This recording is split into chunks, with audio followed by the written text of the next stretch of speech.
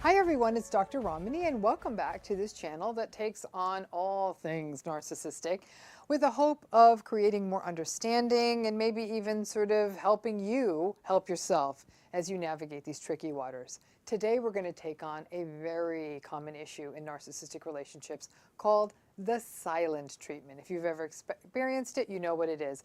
Before I start talking about the silent treatment though, please hit that subscribe button and join this channel. Hit that bell if you want to get notifications. And as always, when you come up with ideas for videos, please don't hesitate. Drop them down in the comments because it's your suggestions that often drive the kinds of content I research and develop. So let's talk about the silent treatment.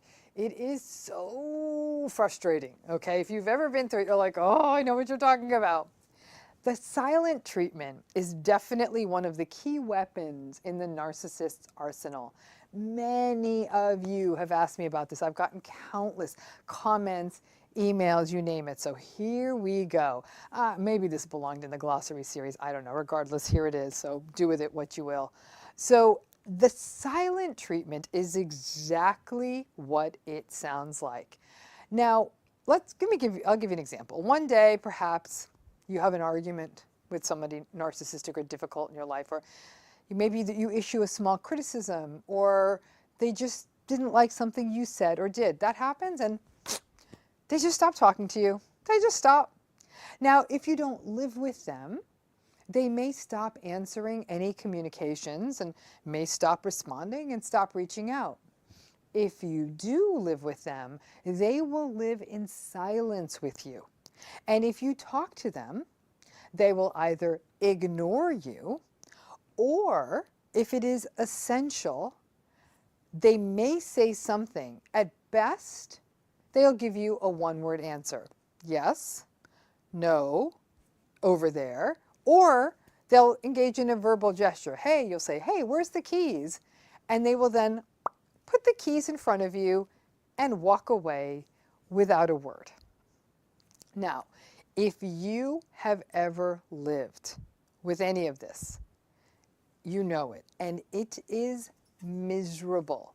You would almost just rather have the fight and not deal with this. It is an uncomfortable and very difficult way to live. And it's always kind of hanging over your head, this idea that, oh my gosh, the silent treatment is going to come again. So, let's talk about the 5 classical reasons for the silent treatment. The first reason is stonewalling or manipulation. In other words, what they're doing is they're using the silent treatment as a way to maybe draw out an apology, to punish you, to get you to do something that they may want to do or want you to do.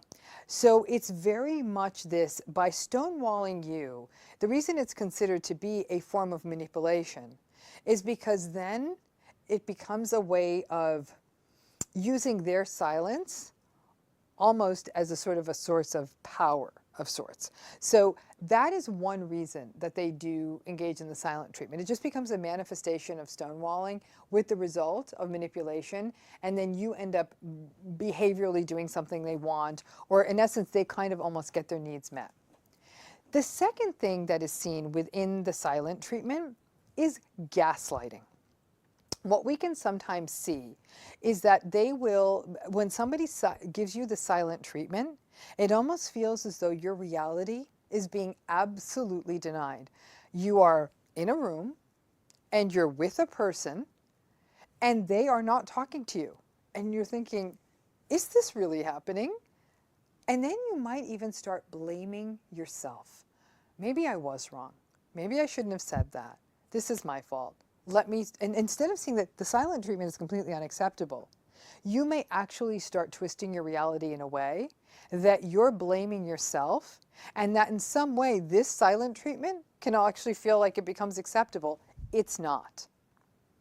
A third element that is at play in stonewalling is that it's a manifestation of an emotional immaturity, or really like a lack of interpersonal skill.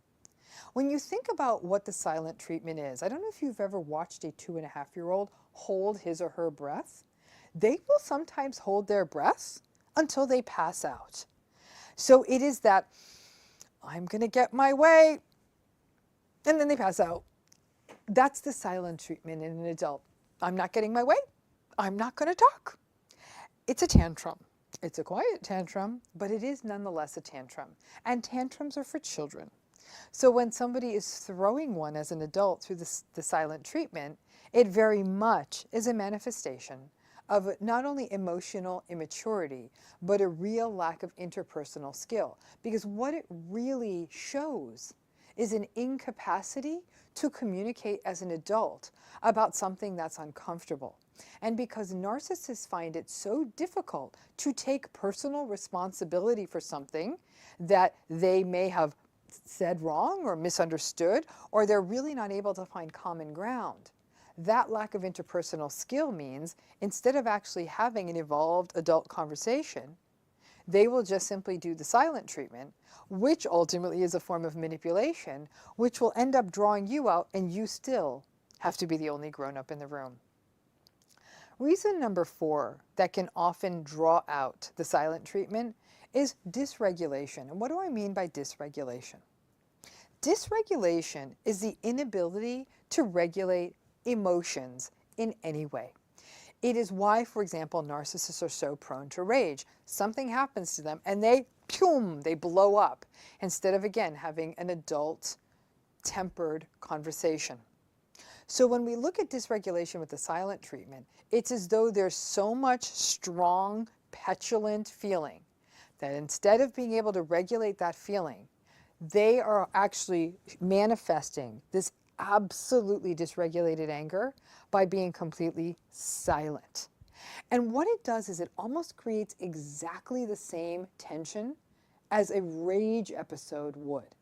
But because they can't manage strong emotion, they either fully explode or completely withhold.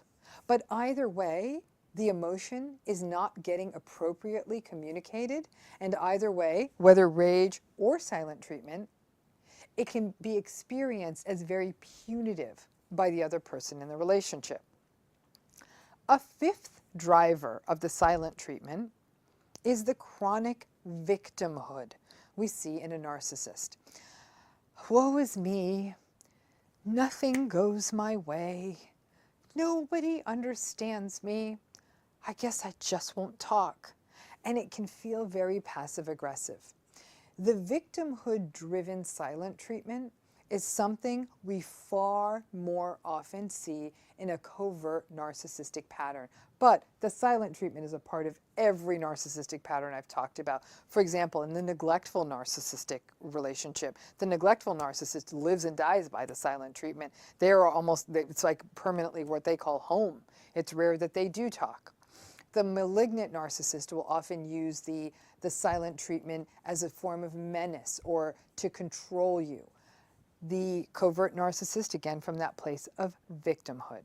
But there is this very victimized sense about all kinds of narcissists, magnified in the covert narcissist, but the silent treatment is as though, woe is me, and it becomes sort of this passive-aggressive acting out that ultimately leaves you sometimes even taking the blame in these conversations. A final, a final piece of the silent treatment we haven't considered is the talking through model of the silent treatment.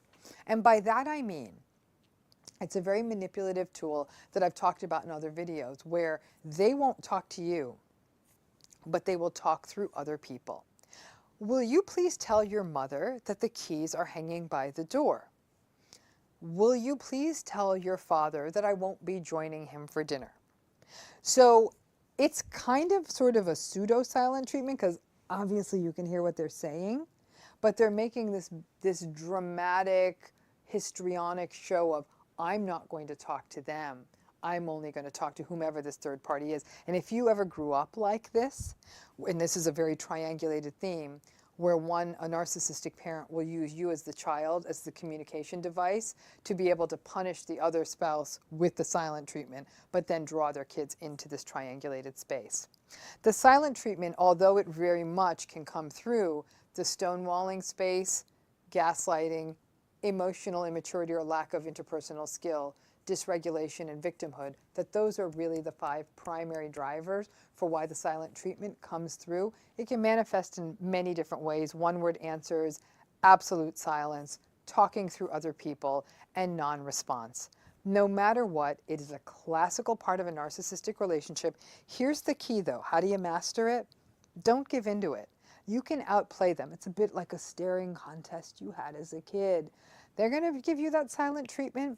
You're often going to fall into that trap of, maybe this is my fault, maybe I need to apologize, because you just want to break that tension of the silent treatment. You can really train yourself to not give in and say, okay, I can do a little bit of a post-it world. I can communicate like this, because you have put so much time and effort into trying to save this rather broken, often messy relationship. You can out-silent treat them. I'm not saying that this is healthy. I think the healthiest path is to communicate in a healthy way. But since they're likely not going to ascribe to that, you can also show yourself the respect and say, I'm certainly not going to blame myself for this, and say that to yourself internally. You don't need to say it to them. And then learn to peaceably exist with them. In fact, I would say you could pretend that if your narcissistic partner or family member is giving you the silent treatment, pretend you're at a silent meditation retreat and try to make the most of it. I don't mean to make light of it, but the fact is, the reason narcissists get away with the silent treatment is because we often enable it, because we give them the results we want. We apologize, take the blame, take the responsibility, do anything we can to start the conversation again because it's so tense. You can stick this out, but most importantly, view the silent treatment as the red flag that it is. It is a very unhealthy relationship dynamic. And when it happens, the one thing that you should be hearing loudly in the midst of all this silence is that you're looking at one very big red flag. I hope that clarified some of the issues around the silent treatment. And I know those of you suffering with it, while this may not change it, I hope you understand where it comes from, some ways to cope with it, and different ways it can manifest. Thanks again for tuning in. As always, please hit that subscribe button, hit that bell, and please join us on this YouTube channel. Thank you.